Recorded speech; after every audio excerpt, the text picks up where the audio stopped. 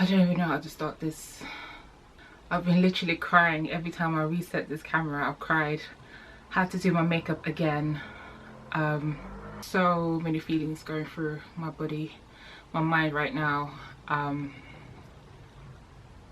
I'm going to try and finish this vlog without crying. I've got some tissue here, so if you see me reaching out for tissue, I'm sorry, but I'm really trying to calm down and just think of this logically. Hi, welcome to my channel. My name is Missy. It's taking me a lot of takes to finally sit down and compose myself because I've been so emotional trying to film this video. I've tried to film a couple of times, but I just keep breaking down. But you know, I decided that I have to film this video today. I just have to do it, get it out there, bring the awareness, and just, you know, inform other women, other pregnant mummies or mummies to be, or people that want to become mummies, that there is still hope. So my story is, I gave birth to a 23-week-old baby. His name is Legacy. Okay, so he's 23 weeks and 2 days. He weighed 610 grams, which is not a lot. I mean, it's literally butter or, like, you know, a big packet of crisps. But he's tiny. If you follow me on TikTok, you would have seen the daily videos that I post there. If you don't follow me, I'll leave my TikTok name on the screen. You guys can follow me and see the daily videos that I post about the neonatal unit journey.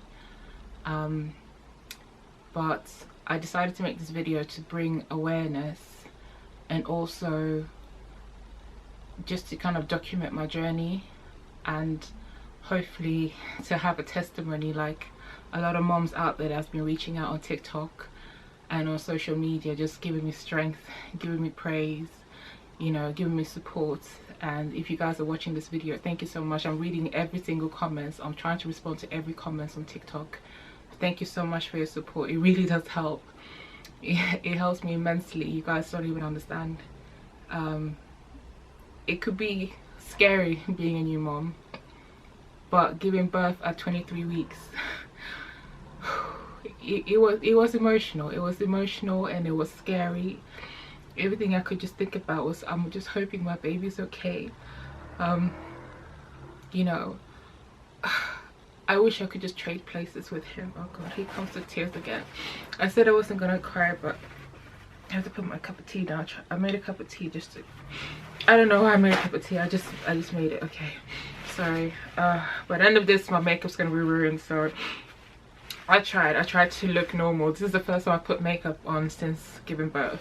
So how it all began was, I was working from home on a Tuesday. Everything was normal. I started spotting, like, you know, when you get your period, you get little signs that you're about to start bleeding. So I got a little bit of spotting. I didn't think anything about it. I didn't want to go into Google and see what it was, because according to Google, everyone's dying. So I refused to go into Google and have a look what that meant. So I called antenatal clinic, just told them, hey, I'm spotting a bit. I'm not in pain or anything, but I thought I'd just let you guys know. Maybe it's something you need to document. The nurse then told me, you know what, just come in, we'll do a checkup for you. It's nice and quick, and hospital's not too far from me. So I said, okay, I'll pop down after work. So I was finishing in about an hour anyway, so I finished up my work, drove down to the hospital, to the antenatal clinic. As I said, I wasn't in pain. It was just something in my body just told me, just go get checked up. So I followed my instinct, or my gut feeling, and I went to the clinic. They popped me onto a bed. They told me to get undressed from below. So I took my leggings off, and they just did a quick sweep, popped the camera down there. So they just did a quick sweep and just had a quick look, and they told me I was 5 centimeters dilated. Mind you, I'm 23 weeks. I just had my 20-week scan, and I'm being told at 23 weeks I'm dilating 5 centimeters. And if you haven't given birth before, you don't know, you need to be 10 centimeters to be able to give birth. I was halfway there, so I'm laughing now, but I was sheer panic. I was like, oh my god. I didn't feel anything. I didn't feel no pain. I thought at least I would feel a tear or something to indicate that I'm about to give birth. There was no sign whatsoever. Literally, I went on gut feeling just to call the clinic, and looking back, I'm so grateful that I did. So once they told me I'm 5 centimeters dilated, the nurse called a couple of doctors into the room, and that's when my world just turned upside down, and they informed me that they have to admit me that day, that same day, and that I could give birth anytime. I got admitted that Tuesday. So this hospital wasn't specialized in neonatal care for premature babies at all, so they told me that they will have to call another specialized clinic hospital to see whether they can transfer me there to have my baby. And I just asked them, is there nothing I can do? Is there no, can't we reverse the dilation? There's no way. She said there was no way. Like, the baby's coming whether I like it or not, whether I'm ready or not. So I got admitted. I called my husband straight away. He was working. Funny enough, he was on his way back from work anyway, so I couldn't get hold of him because they went straight to voicemail because he had to take the train. And by the time he got my voicemail, I left him like 3 or 4 messages because they had to like strip me. I had to get in the, you know, gown and everything. You know, at this time I didn't have anything with me. I literally had my phone, my house keys, and like no charge or anything. My battery was low, so I left him loads of messages of my location. But obviously at this time they had to move me to the delivery room, and so okay. So once I got to the delivery room, my phone had died by this time. I don't know why I didn't charge it, but I said I was working and I thought I was just gonna be in the clinic, just do a checkup and go straight home. But my phone had died by this time, and I got rolled into the delivery suite. Literally my destiny. Just, you know, I couldn't breathe. If, you know, I couldn't think. Nothing made sense to me. I was like, how is this happening? I was fine. I literally had a scan 20 weeks ago. They said there was nothing wrong, everything was fine. So in my mind I'm thinking, is it something I ate? Is it stress? You know, is this some evil spirit that's coming for? I don't know. I just thought of literally any excuse just to try to make sense of the situation. But the doctor said, you know, things like this happen, and that was our fate. But the only thing that kept me sane was praying to God. I have to tell you, the only same thing was I was praying to God. I was praying. I was praying. I was like, God, whatever happens to me, like if I have to die for this baby to be delivered, please let it be. Just let my baby be okay. I at that time I couldn't even think of the worst situations. Once I was undressed, I had about 7-8 doctors come to the room, and they had to tell me the stats. This is, if you've had early delivery, you probably know the conversation.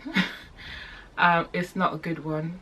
They'll always tell you the stats is, you know, baby might not survive, you might not survive, you might, you know, die from bleeding, you might die on the birth, the baby might not make it. And also that, you know, they wouldn't try CPR on a baby this small because he's too small to try to revive. So if he doesn't respond well when he comes out to the world, then there's nothing they can do. And I couldn't take that answer. I couldn't. Even if they wouldn't revive him, I would try anything to revive him. There's no way they're gonna tell me they're not gonna try and revive my baby because it's too. There's no way. I would have done anything. I listened, but I let the information go. It was not going to be my story. I wasn't gonna let it be my story. So, you know, thank you to the doctors that, you know, came to inform me about the stats. But I'm like, not my God. Not my God. My God would give me the truth. My God would deliver my baby. My God will show me he's in charge. I wouldn't let stats, I wouldn't be a part of those stats. I couldn't. So I continued praying. My husband had come by this time, and you know, one of the doctors had to come back and inform him as well, because he missed the first time they told me this information. So one of the doctors came back and updated him on the situation. He went into shock as well, so we're both sitting here in shock. But I wasn't gonna let that information dampen my spirits. I was like, God has shown himself to me so many times. I mean, there's nothing God can't do. So I continue with that spirit. I'm like, we're going to make this testimony today, tomorrow, whichever day, it's going to happen. So Wednesday comes through. The doctor says they still haven't heard from any of the other hospitals they reached out to see if they can get a bed and the incubator for the little one. So, you know, I'm remaining hopeful. I'm still dilated. At this time I can feel the, what's it called, the sac moving. Literally, if I put my fingers on my private area, I could actually feel his legs. So he was literally sliding down at this time. While I was in bed, I was trying to keep my bum upwards, so literally trying to arch my back up as I'm lying down, just to make sure that he doesn't come out. I was doing anything and everything. I was literally YouTubing everything. There was nothing on how to stop, you know, birth. It was the baby's coming out regardless. They couldn't stitch me up. They said it was too late, or there was a risk that, you know, they might puncture the sac and, you know, my water might break. So obviously that was a risk I wasn't willing to take at this time. So we said, okay, let's just remain here. I'll wait till a bed is available. Thursday rolls in, and then in the evening I finally get the news saying that there's a bed and an incubator ready for us. I haven't stopped praying, guys. I'm sitting there, I'm dilating as day by day.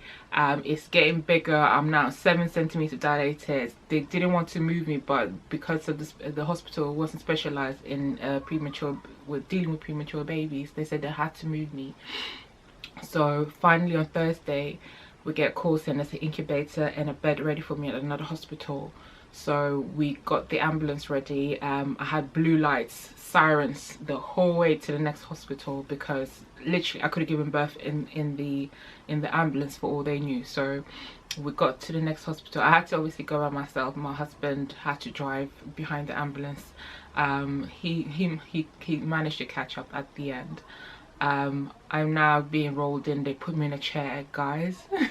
When I tell you, baby's legs were literally like, I could, like, no, like his feet was literally just kicking out, and I was like, baby, just you stay in there. I didn't want to tell the paramedics, because I'm like, they might turn around, but I'm like, no, we're gonna make it to the next hospital. So we're getting into the next hospital. We just made it to the entrance, and literally there's these bumps on the road, and I'm like, God, I'm praying. I got my legs crossed, so I'm thinking I don't wanna hurt my baby. So I've literally got my hand cupped like this, just in case he tries to slide out. But yeah, so I got wheeled into the delivery suite again in this new hospital, and yeah, the doctors got prepped. They all came back into the room. Same scenario. They were telling me, you know what, we're gonna try and save your child. If he comes out and if he's not breathing, you know, we can't perform CPR because it's too small.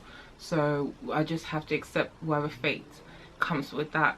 You know, again, I allowed them to say their piece, but I said, not my God, it's not going to be my testimony. So they carried on, and they were scrubbing up, and they were like, yep, any minute now, when you're ready, we'll be next door and we'll come and help you deliver your baby. An hour went by. My water broke. You see how God works? My water broke an hour after I get there, and literally they were like, yeah, so we're gonna give you a couple of hours, and we've now moved into Friday. This is now after midnight, so we moved out to Friday, and they're like, yeah, give a couple of hours. I say, yeah, you're not ready yet, I was like, my water's broke, but yeah, they were like, okay, just settle. And a couple of hours went by, and I'm literally, okay, it's definitely too late now to halt the birth. He's definitely coming out now. And guys, I mean, like, no one could prepare you for things like this. You know, I had planned to have a doula. I was planning to have a water birth. I even chose the room I was going to give birth in, what hospital I was going to give birth in. All that went out the window. There was like, you know what, you can plan as much as you want. There's nothing you could do about it but pray and be faithful and be positive. Literally, that's all I was doing. I was just praying, having faith, and just trying to remain calm, because someone had to remain calm, because people around me was just like giving me, oh babe, he might come out disability, this. I was like, I'm not trying to hear any of those things. Like, yes, thank you for letting me know. I know it's your job to tell me these things, but it's not going to be my child. It's not. I refused to take that information in. I would not. Yeah, I acknowledged it, but I would not let it be my story. The evening comes, and the doctors finally say, okay, we're gonna need you to push. I'm now 23 weeks, 2 days. They say it's push. I didn't feel like pushing. There was nothing indicating in my body for me to push, but apart from the water breaking. Apart from that, there was nothing in my body to indicate for me to push. So when they were telling me to push, I was so scared. I was like, why are you asking me to push this? Like, So I started pushing, and within literally 5 minutes, baby came out with the placenta. There was a natural birth. I barely felt anything. He was so tiny, guys. I pushed and I pushed, literally, but how many times did I push? I think I pushed maybe 10 times, and he just popped out. He was in the sack. I couldn't see him, and I said there was about 10 doctors in the room. There was junior doctors, senior doctors, consultants, midwives, nurses, anaesthetists, everything in the room. They took my baby over to the corner where they had this little cot, or this little bed, and the room just went silent. I had a brilliant doctor with me. He was, you know, making sure that I was okay. He was just telling me to breathe, and I was so scared. Only thing I could think about is the baby's okay, because the silence in the room was so loud. But you know, they did their job, and you know, they put a pipe down his throat to help him breathe, and because his lungs wasn't developed at this time. And yeah, they then gave him to me, and this picture is with me and him. It's the first time I'm seeing him, and you know, I was so scared to touch him because he was so tiny. I was like, I didn't want to hurt him, because already he's had 10 people just, you know, shove things down his throat to help him breathe. So I didn't want to hurt him, so I just touched him and gave him a little kiss, and they took him away, and they placed him in the incubator, and they took him away, and I was left in the room alone. I didn't know what happened afterwards. I was literally there by myself for a couple of hours. I didn't know what was happening. I was just praying that he was okay. And then afterwards, the doctors came back, the baby doctors came back in the room and said that he's fine.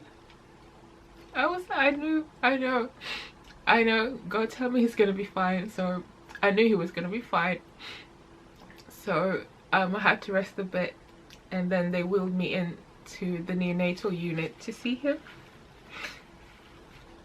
He was in his incubator by himself. He was so small.